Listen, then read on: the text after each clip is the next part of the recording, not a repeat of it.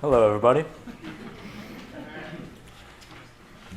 I'm here to share my testimony with you, as everybody does, I guess.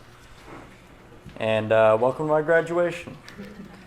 To be honest, I always dreamed this day would come, but never thought it would. It wasn't an hour that went by that I didn't think about leaving this place, and it wasn't until recently that I actually considered leaving the program the right way by graduating. I'm the firstborn of a very loving set of parents, right there, and there were by no means any issues with my family life with parents or siblings. I grew up with two sisters, Avery and Grace, and when I was 16 I gained another sister, Johnsy. They're all right there. I would die for these three sisters, but without acknowledging it, I was betraying them with my actions. Although I started smoking cigarettes and cigars, I rolled up with printer paper and tea leaves at a relatively young age. I didn't start experimenting with drugs until I was 16. I smoked weed for the first time in the summer between my sophomore and junior year, but didn't really mess with it again until my junior year of high school.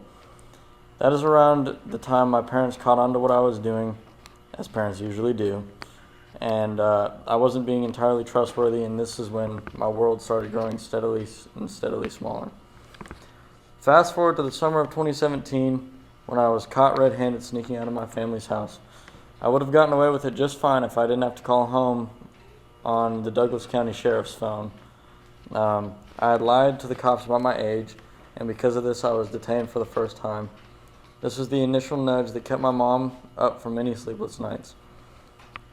A few months later, I was arrested at school for the sale of tobacco products to minors and caught 4 minor and possession charges. This was a shock to my parents, for they had no idea I was selling products of any kind or smoking anything at all. My parents almost let me sit in the Jack facility for several weeks, but after 8 hours they found out that they could get their bail money back in court, so they decided to come get me. After leaving the facility, I was put on informal house arrest and had to await trial at home. In court, I found out I had a year of probation and 40 hours community service to put the cherry on top. I was also suspended from school for 2.5 weeks. Probation wasn't extremely hard. All I had to do was meet with my probation officer once a month and do drug screens once a week. I had to get a permit to travel anywhere out of the country and let my probation officer know when I was leaving the state. It wasn't extremely hard for me, but for my family it was quite a burden. I can't imagine how it feels to have a son that is on probation, but without any sort of training, my parents somehow got through it.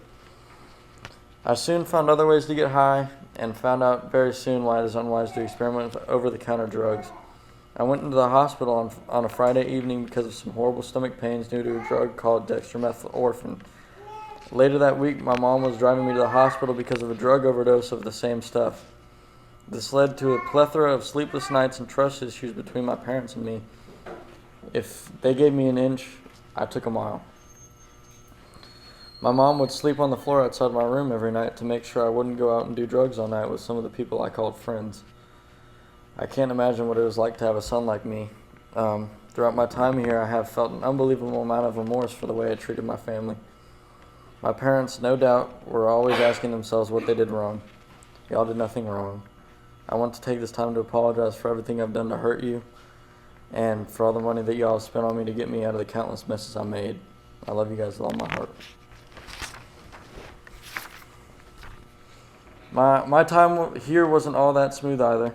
I had 8 majors since I got here last April, so Tate and I are tied for the most major punishments. I have pushed myself over that though, and through all the times here, I've become a man of honor.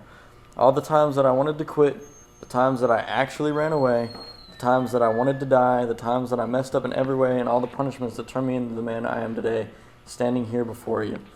With all that said, I am proud to be a PAYH graduate. There is no way to describe how hard I worked for this. I'm not the boy who came here in 2018. Now I face my problems like a man. Thank you, Grandma and Grandpa Rickle, for writing me all the time, for being here today. I guess they're not here today, but I thought they were going to be. Thank you, Grandma and Papa Beck, right there, for always updating me on the goings-on at the Beck house with pictures. Thank you, Avery, for being my best friend and not writing me enough. And thank you, Grace, for being the consistent, awesome sister that you are, and you wrote me the most, actually. Thank you, John T., for all the funny stories you write me and all the love you send my way. And I lost my place. I can't thank the PAYH staff enough for being here and for all that they do for us, even though at times it might not seem like we appreciate it. Thank you, Miss Betty and Gigi, for making this place feel more like a home and for all the things you've gone out of your way to do for me. Thank you, Eddie, for never intending to be ugly to me. Thank you, Miss Brandy, for always making sure the meals are busting out the bag. Thank you, Miss Kathy, for helping me with school, even when I would always break the computer use agreement to listen to Flatbush Zombies.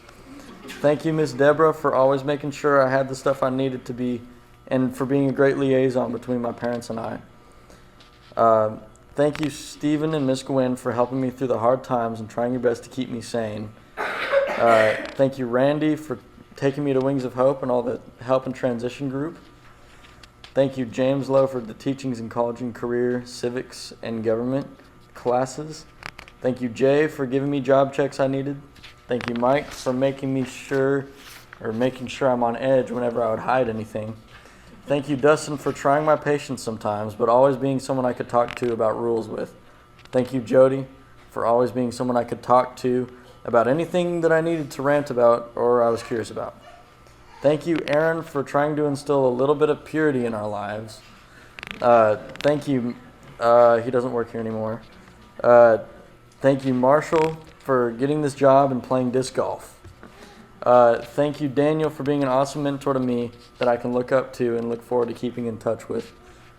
And finally, thank you, Mom, for everything you've done for me. There isn't money or praise enough for me to be able to thank you for all you've done for me. And I know you always, no matter how small or big the issue, you always fought for me and protected me. I love you so much, Mom. And thank you, Dad, for being the perfect example of a man for me and everything you've done for me. Thank you for all the fun times on skis, bikes, even ski bikes that we've had and will continue to have for a long time. You've always provided for me and loved me no matter how much I didn't deserve it. I love you, Dad. PAYH boys, my plans, I'm going to be working at hopefully a car dealership. I've got a job interview lined up soon, and I plan to be a man of honor and integrity going from here on out. Like I said, I'm not the boy that came in here. I'm leaving here a man. And a verse that always kind of stuck in my head, because I'm always biting my nails down to a nub, is Philippians 4:6, and it says, "Be anxious for nothing, but through prayer and supplication with thanksgiving, let your requests be made known to God." And that's it.